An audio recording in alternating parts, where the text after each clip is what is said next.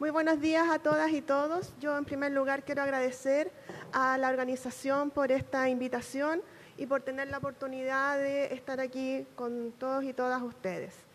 Bueno, vamos a referirnos a la objeción de conciencia en el contexto de la Ley 21.030. Como introducción quiero decirles que la objeción es un tema ético, es un tema sensible y complejo. ¿Por qué? Porque alude a las convicciones más profundas de las personas. Y es así como se ha llegado a plantear que debería ser considerado un derecho fundamental derivado de la libertad de conciencia.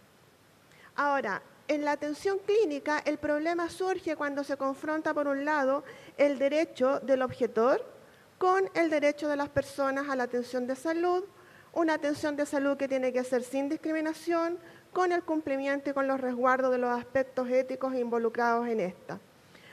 Déjenme decirles que la Ley 21.030 cambia el paradigma de la relación clínica, de una relación clínica paternalista a una relación clínica basada en la autonomía de las mujeres a decidir.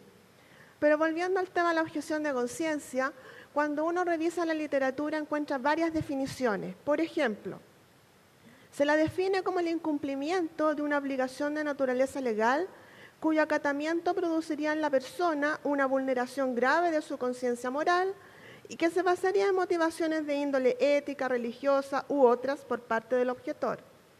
Y también se le considera un derecho subjetivo, es decir, de las personas, como una excepción ante una obligación o una normativa legal con incumplimiento de esta por razones religiosas o filosóficas y que derivan de las relaciones laborales o funcionarias de un individuo. Pero también nosotros hicimos un estudio en relación a qué noción tenían los profesionales que atendían a adolescentes en salud sexual y reproductiva. Y en estos profesionales, que fue un estudio cualitativo, el principal argumento se vinculaba a razones de índole religioso y era muy difícil poder identificar otros argumentos en torno a la objeción de conciencia. También debemos diferenciarla de otros términos, de la desobediencia civil, de la objeción de ciencia y la objeción de legalidad, que lo podemos dejar para las preguntas a la mesa. Ahora, ¿cómo surge la objeción de conciencia? Si bien desde la antigüedad hay ejemplos donde los mártires cristianos, el ejemplo de Antígona, el ejemplo de Tomás Moro, que se opuso al rey Enrique VIII, solamente en el siglo XX es cuando la objeción de conciencia aparece como un constructo propiamente tal y se derivaba de la negativa a realizar el servicio militar o a la participación en conflictos bélicos. Y posteriormente surgieron las principales evidencias en la atención de salud y se vinculaban principalmente a la salud sexual y reproductiva, como la negación a realizar interrupción del embarazo, a la anticoncepción hormonal, a la esterilización y también en relación a las técnicas de reproducción asistida. Pero posteriormente se ha planteado la objeción de conciencia en diferentes países a todo este sinnúmero de situaciones clínicas, que yo no las voy a leer por motivos de tiempo. Pero este es un ejemplo cómo una objeción de conciencia, que debería ser algo acotado, algo de excepción, se puede ampliar a múltiples situaciones. Ahora, hay algunos autores como Dickens y Cooks que dicen que la genuina objeción de conciencia no es hacia las personas y es hacia una acción, es hacia un procedimiento directo y específico. Y que el personal de salud no podría negarse al cuidado médico de colaboración antes o después de efectuar el procedimiento por un profesional no objetor. Y que el personal que no está ejecutando la acción de manera directa no podría objetar cumplir con lo establecido en sus funciones, como sería brindar el apoyo que la paciente necesita.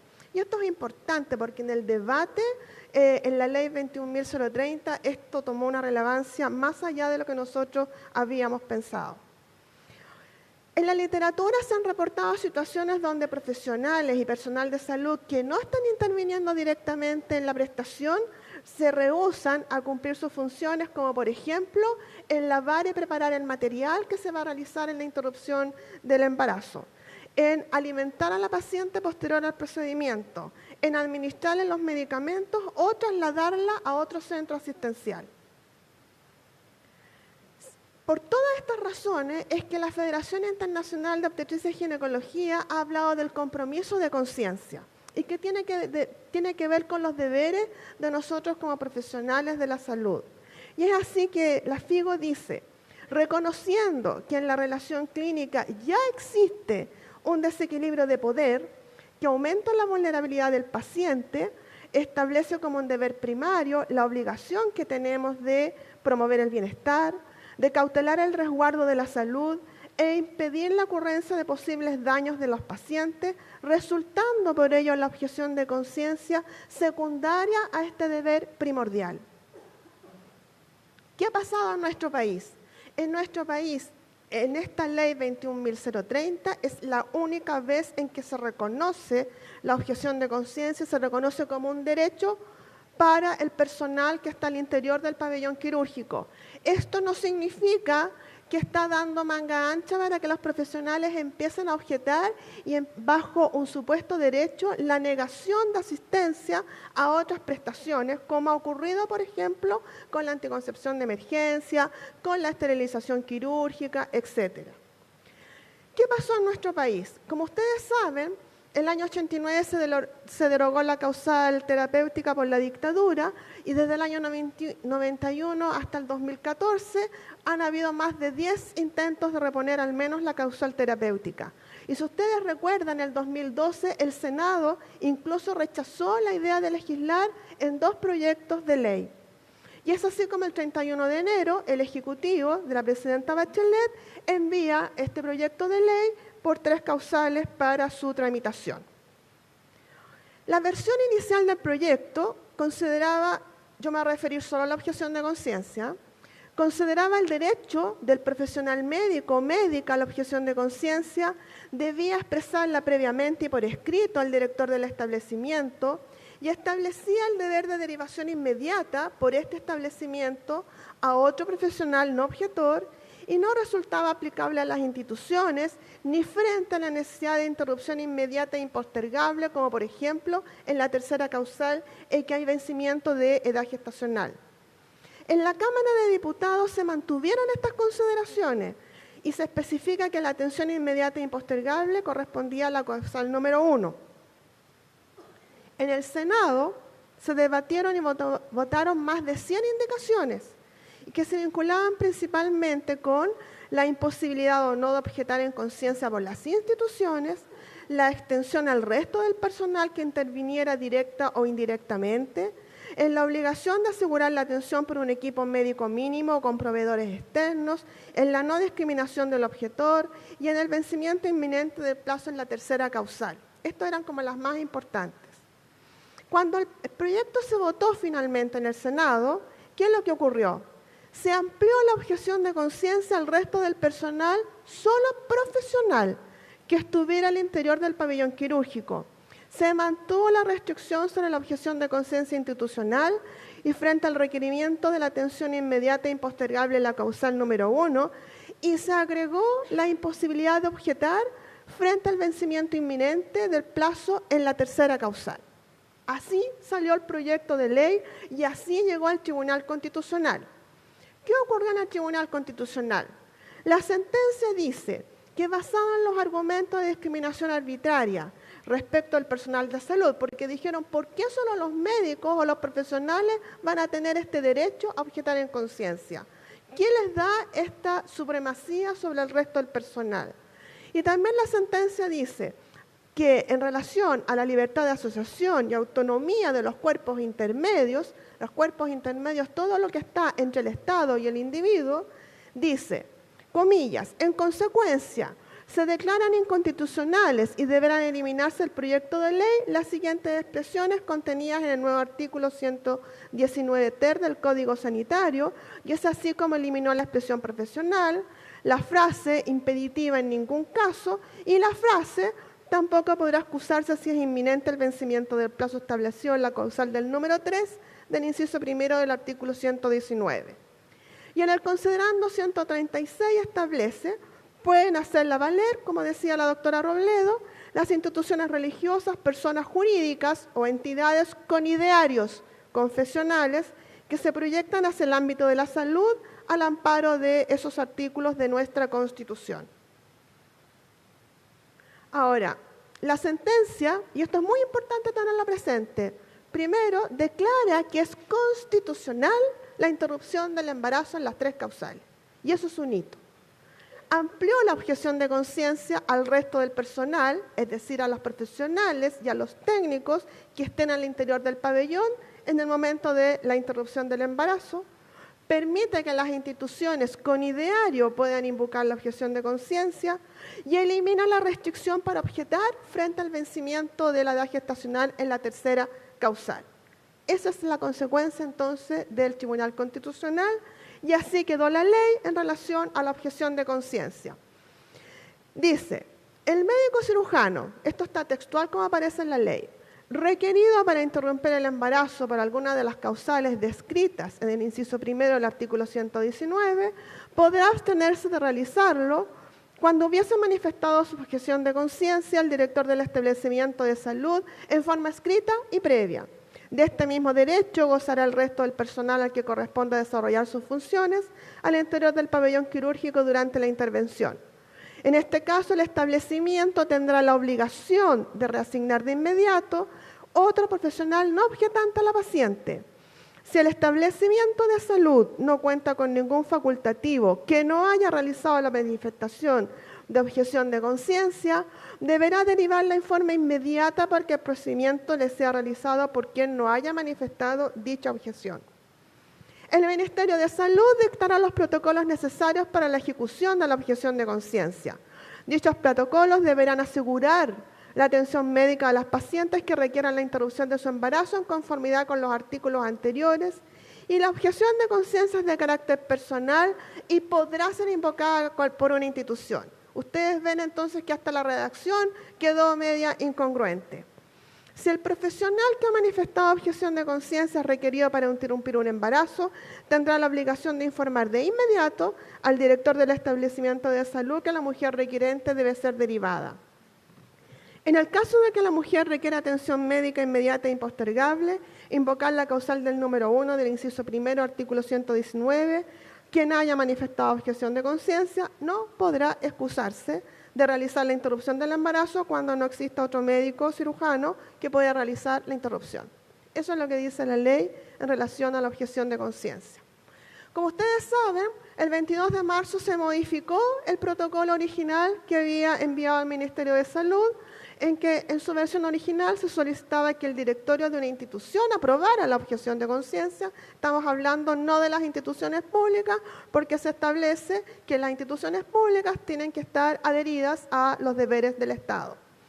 En la nueva versión, entonces, bastaba con la presentación por un representante legal sin necesidad de mostrar el acta en donde la institución privada decidía ser objetora. Y también las instituciones privadas con funciones delegadas por el Estado en prestaciones de especialidad médica en ginecología y obstetricia podrían declararse objetoras y continuar recibiendo los recursos del Estado. Eso es lo que establecía el nuevo reglamento, que fue el que se objetó en la Contraloría.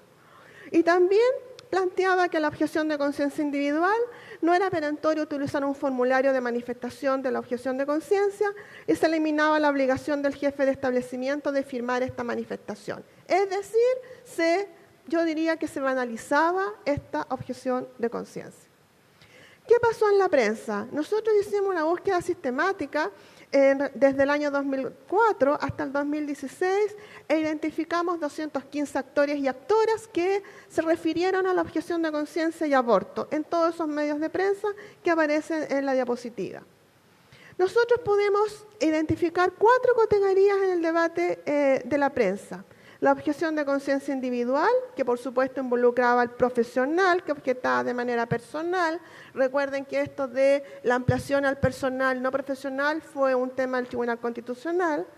También identificamos la objeción de conciencia en las instituciones, que comprendía esta idea que las instituciones tenían conciencia, La objeción de conciencia colectiva, que consideraba la objeción por un grupo de profesionales que debían adherir de manera conjunta al ideario o misión institucional.